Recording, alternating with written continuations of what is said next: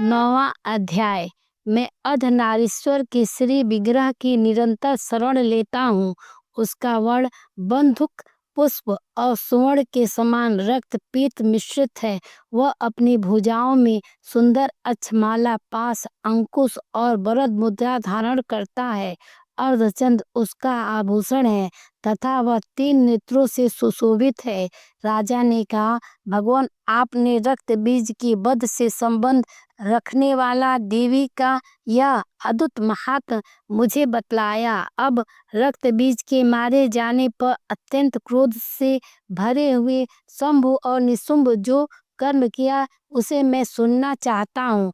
ऋषि कहते हैं, राजन, युद्ध में रक्त बीज तथा अन्य दैत्यों के मारे जाने पर शंभु और निशुंभ के क्रोध की सीमा न रही। अपनी विशाल सेना इस प्रकार मारे जाती देख निशुंभ अमरस में भरकर देवी की ओर दौड़ा। उसके साथ असुरों की प्रधान सेना थी। उसके आगे पीछे तथा पार्श्व भाग में बड़े बड़े असुर थे जो क्रोध से होठ चबाते हुए देवी को मार डालने के लिए आए। महाप्रक्रम में शंभु भी अपनी सेना के साथ मर्त्यगणों से युद्ध करके क्रोधवश चंडिका को मारने के लिए आ पहुंचा।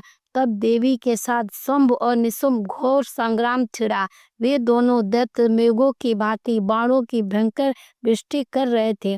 उन दोनों के चलाए हुए बाणों को चंडिका ने अपने बाणों के समूह से तुरंत काट डाला और शस्त्रों के समूह की वर्षा करके दोनों दैत्यपतियों के अंगों में भी चोट पहुंचाई। निशुंभ ने तीखी तलवार और चमकती हुई ढाल लेकर देवी के श्रेष्ठ वाहन सिंह के मस्तक पर प्रहार किया। अपने वाहन को चोट पहुंचने पर देवी ने सुपर नामक बाण से निशुंभ की श्रेष्ठ तलवार तुरंत काट डाली और उसकी ढाल को भी, जिसने 8 चांद जड़े थे, खंड खंड कर दिए। ढाल और तलवार की कट जाने पर उस असुर ने शक्ति चलाई, किंतु सामने आने पर देवी ने चक्र से उसके भी 2 टुकड़े कर दिए। अब तो निशुंभ क्रोध से जल उठा और उस दानव ने देवी को मारने के लिए शूल उठाया, किंतु देवी के समीप आने पर उसे भी मुक्कों से मारकर चूर्ण कर दिया। तब उसने गदा घुमाकर चंडी के ऊपर चढ़ाई, परंतु वह भी देवी के त्रिशूल से कटकर भस्म हो गई। तदंतर दैत्यराज निशुंभ को परसा हाथों में लेकर आते देख देवी बाण समूह से घायल कर धरती पर सुला दिया।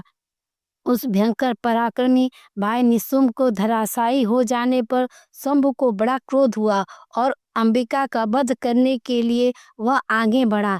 रथ पर बैठे बैठे ही उत्तम आयुधों से सुशोभित अपनी बड़ी बड़ी 8 अनुपम भुजाओं से समूचे आकाश को ढक कर वह अद्भुत शोभा पाने लगा। उसे आते देख देवी ने शंख बजाया और धनुष की प्रशंसा का भी अत्यंत दुस्साह शब्द किया। साथ ही अपने घंटे के शब्दों से, जो समस्त दैत्य सैनिकों का तेज नष्ट करने वाला था, संपूर्ण दिशाओं को व्याप्त कर दिया।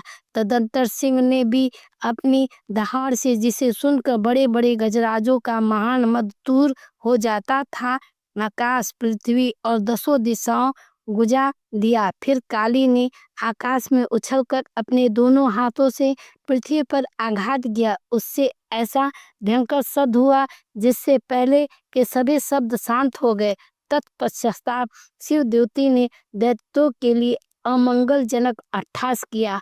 इन शब्दों को सुनकर समस्त असुर थर्रा उठे, किंतु शंभु को बड़ा क्रोध हुआ। उस समय देवी ने जब शंभु को लक्ष्य करके कहा, ओ दुरात्मा, खड़ा रह। तभी आकाश में खड़े हुए देवता बोल उठे, जय हो, जय हो। शंभु ने वहां आकर ज्वालाओं से युक्त अत्यंत भयानक शक्ति चलाई। अग्निमय पर्वत के समान आती हुई उस शक्ति को देवी ने बड़ी भारी लुके से दूर हटा दिया। उस समय शंभु के सिंहनाद से तीनों लोग गूंज उठे। राजन, उसकी प्रतिध्वनि से वज्रपात के समान भयानक शब्द हुआ, जिससे अन्य शब्दों को जीत लिया। शंभु के चलाए हुए बाणों के देवी ने और देवी के चलाए हुए बाणों को शंभु ने अपने भयंकर बाणों द्वारा सैकड़ों हजारों टुकड़े कर दिए। तब क्रोध में भरी हुई चंडिका ने शंभु को शूल से मारा। उसके आघात से मूर्छित हुआ पृथ्वी पर गिर पड़ा। इतने में ही निशुम्भ को चेतना आई और उसने धनुष हाथ में लेकर बाणों द्वारा देवी काली तथा सिंह को घायल कर डाला। फिर उस दैत्यराज ने 10,000 बाहें बनाकर चक्रों के प्रहार से चंडिका को आच्छादित कर दिया। तब दुर्गम पीड़ा का नाश करने वाली भगवती दुर्गा ने कुपित होकर अपने बाणों से उन चक्रों तथा बाणों को काट गिराया। यह देख निशुम्भ दैत्य सेना के साथ चंडिका का वध करने के लिए हाथ में गदा ले बड़े वेग से दौड़ा। उसके आते ही चंडी ने तीखी धार वाली तलवार से उसकी गदा को शीघ्र काट डाला। तब उसने शूल हाथ में ले लिया। देवताओं को पीड़ा देने वाला निशुम्भ को शूल हाथ में लिए आते दे चंडिका ने वेग से चलाए हुए अपने शूल से उसकी छाती छेद डाली। शूल से विदीर्ण हो जाने पर उसकी छाती में एक दूसरा महाबली महापराक्रमी पुरुष खड़ी रह कहता हुआ निकला। उसके निकलते हुए पुरुष के बात सुनकर देवी ठठाकर हंस पड़ी और खड्ग से उन्होंने उसका मस्तक काट डाला। फिर तो वह पृथ्वी पर गिर पड़ा। तदंतर सिंह अपनी दाढ़ों से असुरों की गर्दन कुचल कर खाने लगा। यह बड़ा भयंकर दृश्य था। उधर काली तथा शिव द्वितीय ने भी अन्य देवता का भक्षण आरंभ किया।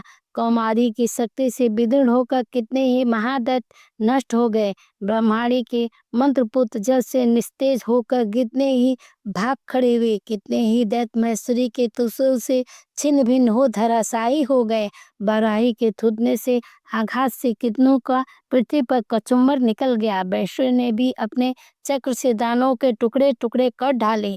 इंद्री के हाथ से छूटे हुए वज्र से भी कितने के बाण हाथ धो बैठे। कुछ असुर नष्ट हो गए, कुछ उस महायुद्ध में भाग गए तथा कितने ही काली सिद्धि तथा सिंह के ग्रास बन गए।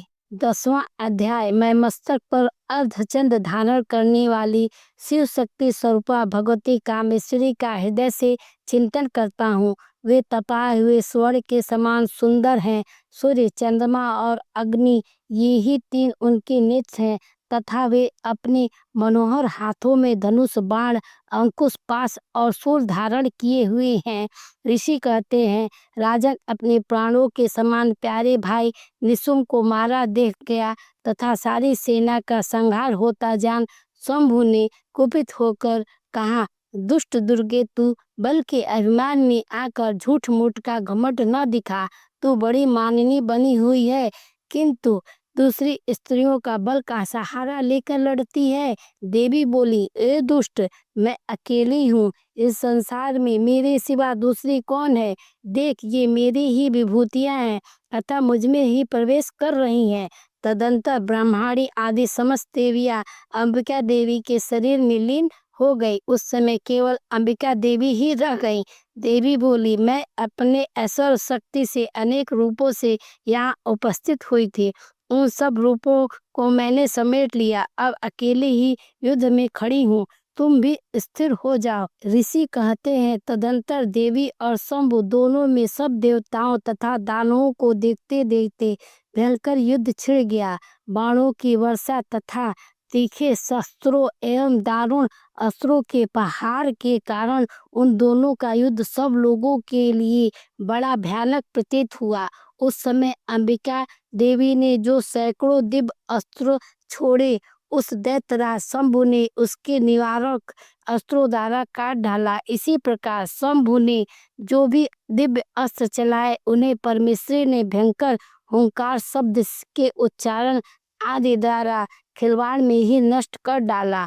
तब उस असुरों ने सैकड़ों बाणों से देवी को आच्छादित कर दिया। यह देख क्रोध से भरी हुई उन देवी ने भी बाण मारकर उसका धनुष काट डाला। धनुष कट जाने पर फिर दैत्यराज ने शक्ति हाथ में ली, किंतु देवी ने चक्र से उसकी हाथ की शक्तियों को भी काट गिराया। तत्पश्चात दैत्य के स्वामी शंभु ने 100 चांद वाली चमकती हुई ढाल और तलवार हाथ में ले उस समय देवी पर धावा किया। उसके आते ही चंडिका ने अपने धनुष से छोड़े हुए तीखे बाणों द्वारा उसकी सूर्य किरणों के समान उज्ज्वल ढाल और तलवार को तुरंत काट दिया। फिर उस दैत्य के घोड़े और सारथी मारे गए। धनुष तो पहले ही कट चुका था। अब उसने अंबिका को मारने के लिए उद्यत हो भयंकर मुदगर हाथ में लिया। जो उसे आते देख देवी ने उसे तीक्ष्ण बाणों से उसका मुदगर भी काट डाला। तिस पर भी वह असुर मुक्का तान कर बड़े वेग से देवी की ओर झपटा। उस दैत्यराज ने देवी की छाती पर मुक्का मारा। तब उस देवी ने भी उसकी छाती पर एक चाटा जड़ दिया। देवी का थप्पड़ खाकर दैत्यराज शंभु पृथ्वी पर गिर पड़ा, किंतु पुनः सहसा पूर्वत उठकर खड़ा हो गया। फिर वह उछला और देवी को ऊपर ले जाकर आकाश में खड़ा हो गया। तब चंडिका का आकाश में भी बिना किसी आधार के ही शंभु के साथ युद्ध करने लगी। उस समय दैत्य और चंडिका आकाश में एक दूसरे से लड़ने लगे। उनका वह युद्ध पहले सिद्ध और मुनियों को विस्मय में डालने वाला हुआ। फिर अंबिका ने शंभु के साथ बहुत देर तक युद्ध करने के पश्चाताप उसे उठाकर घुमाया और पृथ्वी पर पटक दिया। पटके जाने पर पृथ्वी पर आने के बाद वह दुरात्मा दैत्य पुनः चंडिका का वध करने के लिए उनकी ओर बड़े वेग से दौड़ा। तब समस्त दैत्यों के राजा शंभु को अपनी ओर आते देख देवी ने त्रिशूल से उसकी छाती छेद कर उसे पृथ्वी पर गिरा दिया।